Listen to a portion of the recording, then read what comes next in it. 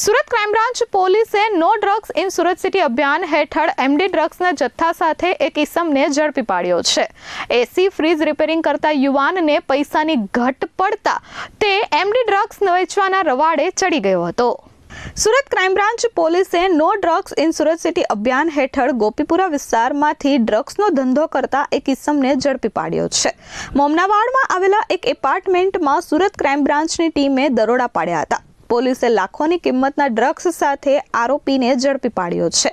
પકડાયેલ આરોપીનું નામ મોહમ્મદ ઝુબેર ગુલામ રસૂલ શાહ છે।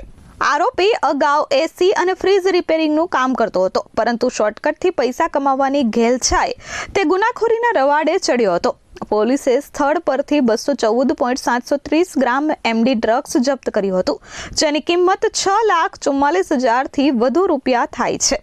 હાલ આરોપીની પૂછપરછમાં સામે આવ્યું કે આ ડ્રગ્સનો જથ્થો સુરતના શાહપુર વિસ્તારમાં રહેતા એઝાઝ ઉર્ફે બાટલા મુસ્તાક ડાયર નામના શખ્સ પાસેથી લાવ્યો હતો।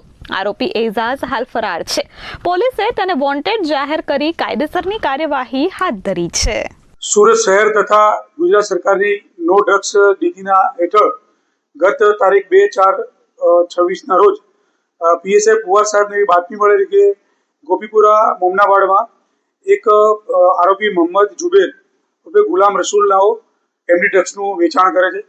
જે બાતમી આધારે પીએસઆઈ પુવાર સાહેબ, પીઆઈ પરમાર સાહેબ અને પીએસઆઈ મીરની ટીમે ત્યાં રેડ કરતા રેડમાં 214.730 ગ્રામ એમડી રૂપિયા 6,44,190નો મુદ્દામાલ મળી આવે અને એ આરોપી ગોપીપુરામાં રહે છે અને આ આરોપીના વિરુદ્ધમાં બીજા કોઈ ગુના નથી।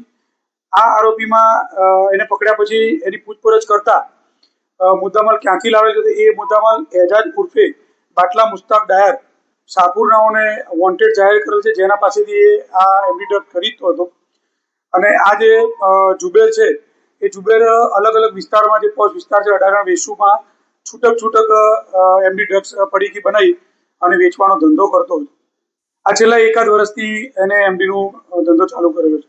એ આપવાનો અલગ અલગ વિસ્તારમાં 18 વેસુ એવા પોસ્ટ વિસ્તારમાં પડીકી બનાવી જેમ ગ્રાહક મળે એમ અલગ અલગ લોકોને વેચતો હતો। ના, આના વિરુદ્ધમાં અગાઉ કોઈ ગુના નથી, આ પ્રથમ ગુનો છે।